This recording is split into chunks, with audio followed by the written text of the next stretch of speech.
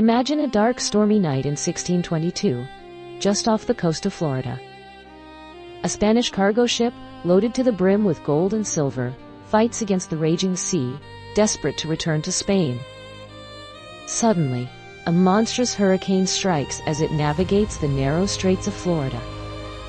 The ship's masts snap like twigs, the rudder is torn away by ferocious waves, and in mere minutes, the mighty Atocha sinks into the abyss.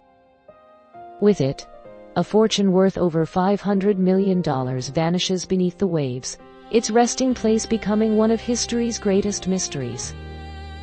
For over 300 years, this treasure lay hidden at the bottom of the ocean, until one determined man and his team of fearless treasure hunters changed everything. Join us on an incredible journey as we uncover how they tracked down the most valuable shipwreck in history, using grit, genius, and a dusty old document to unearth a fortune beyond imagination. Let's dive into this epic tale. When the Atocha went down on that tragic night in 1622, it came to rest on a shallow reef in the Florida Keys, a chain of small islands stretching over 320 kilometers. At first, the ship's location was known to the Spanish, who desperately wanted to recover their lost wealth. But fate had other plans. Just weeks after the initial sinking, a second hurricane roared through, tearing the ship apart and scattering its remains across the ocean floor. Debris was strewn everywhere, and the exact location of the Atocha became lost to time. Yet, the legend of its treasure lived on. According to the ship's cargo manifest, it carried an astonishing haul: 150 gold bars, 1,000 silver bars, and over 50 chests brimming with coins. Today, that treasure would be worth at least $500 million. All it would take was someone brave, or crazy, enough to find it. Enter Mel Fisher, an American treasure hunter with a lifelong passion for diving. Mel wasn't just a dreamer.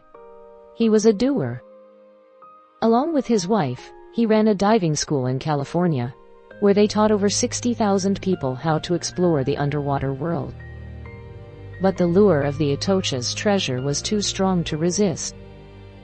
The stories of gold and silver hidden in the Florida Keys called to him, and in the 1960s, Mel packed up his family and moved across the country to chase this once-in-a-lifetime dream.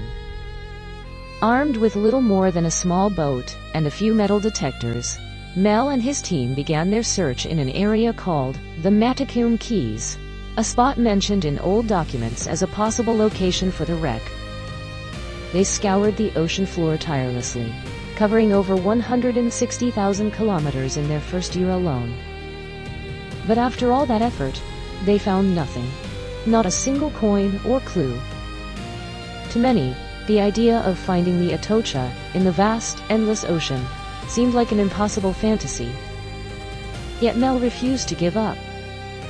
What set Mel apart was his secret weapon, a historian named Eugene Lyon. Eugene wasn't content to rely on rumors or guesswork. He traveled to Seville, Spain, to dig through ancient Spanish archives, determined to uncover the truth about the Atocha's fate. There, he stumbled upon a crucial document dated just 4 years after the ship sank. This old record revealed that a search for the Atocha had taken place in an area called the Marquesas Keys, over 160 kilometers from where Mel and his team were looking. Without hesitation, Mel relocated his crew to this new spot, hoping it would lead them to the treasure. But searching in the Marquesas Keys came with new challenges. The water was deeper here and visibility was a nightmare. Even though the surface water was crystal clear, at the ocean floor, divers could barely see their own hands through the murky sediment. Mel, ever the problem solver, came up with a brilliant and simple idea to tackle this issue. He rigged up 2 large tubes to his boat, positioning them so they could be lowered in front of the propellers. These tubes would redirect clear water from the surface down to the bottom, blasting away the muddy sand and creating a clear view for the divers. Not only did this improve visibility, but it also acted like a giant underwater shovel, digging holes in the sand and exposing anything buried beneath. It was a game-changer for the team, allowing them to search more effectively than ever before. Their persistence started to pay off. In 1971, after years of finding nothing, the sand cleared one day to reveal a massive anchor lying on the ocean floor. It wasn't gold or silver, but it was a sign, a clue that they might be close to something bigger. Soon after, more artifacts began to surface: cups, swords, cannonballs, and iron nails that once held the ship together. To keep track of their discoveries, Mel's team started mapping out every find, drawing circles on a chart to mark each location. Over time, a pattern emerged, a clear line of debris stretching across the map. They became convinced that the Atocha's main treasure, the so-called motherlode, must lie somewhere along this trail. The search continued, and while following this line near its southern end, a diver stumbled upon something extraordinary. As Mel's team followed the trail of artifacts along their mapped line, they were sure they were closing in on the motherlode. But after 2 years of searching this path, they hadn't found anything of real value. Worse, Mel was running out of money fast. If he didn't strike gold or silver, soon the entire operation would grind to a halt. Then, in 1973, just a few hundred meters from where they'd found the anchor, the team hit a small jackpot, a stash of silver coins and 3 massive silver bars. This haul was worth over $100,000, a lifeline for the struggling crew. But there was a catch. They weren't sure if this treasure came from the Atocha or its sister ship, which had also sunk in the same storm. To confirm, they turned back to the ship's cargo manifest, a detailed record of every piece of gold and silver on board, complete with weights and serial numbers. By matching the engravings on the silver bars to the manifest, they proved beyond a doubt that they were on the Atocha's trail. With this discovery, Mel's team got to work cleaning the coins using a process called electrolysis, then sold them to fund the search. The cash injection breathed new life into their mission, and they upgraded their gear with cutting-edge sonar technology to scan the ocean floor more effectively.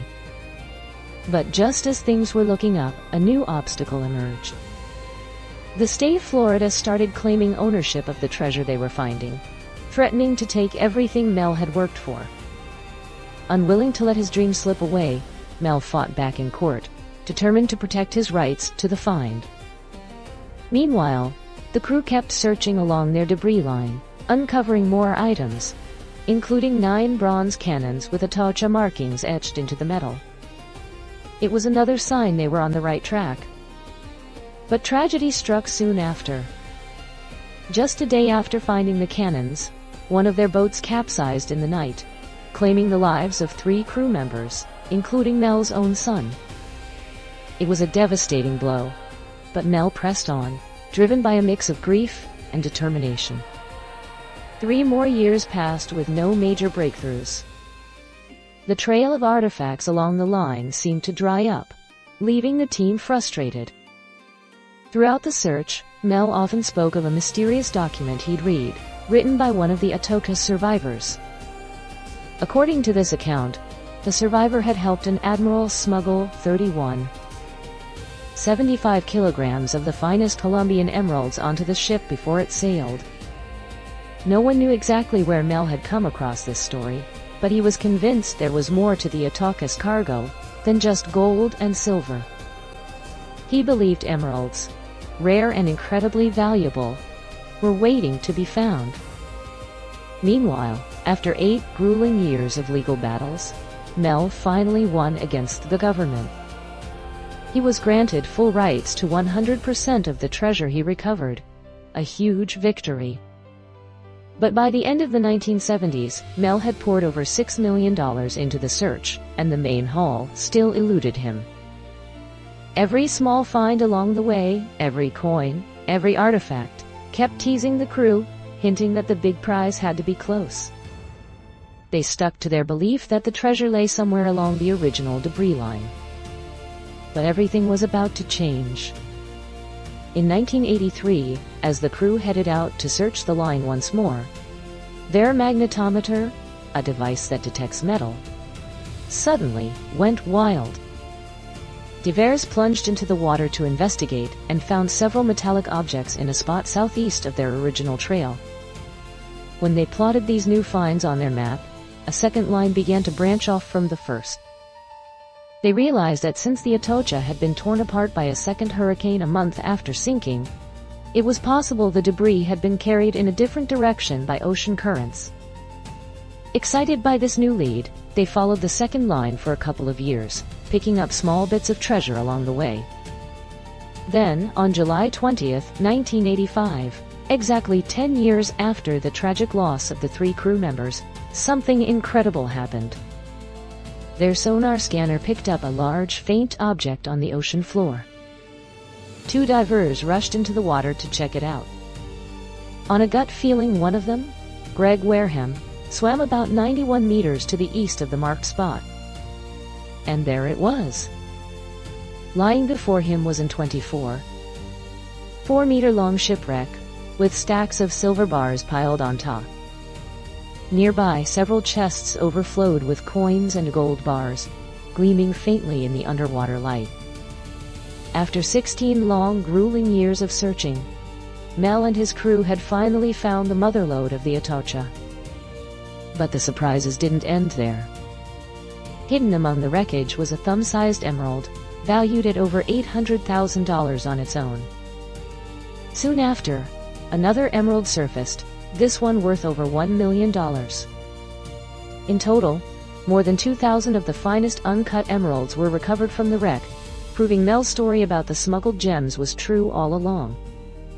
The total value of the Atocha's treasure, gold, silver, coins, and emeralds, skyrocketed beyond anyone's wildest dreams, cementing its place as the most valuable shipwreck ever discovered. And that brings us to the end of this unbelievable story.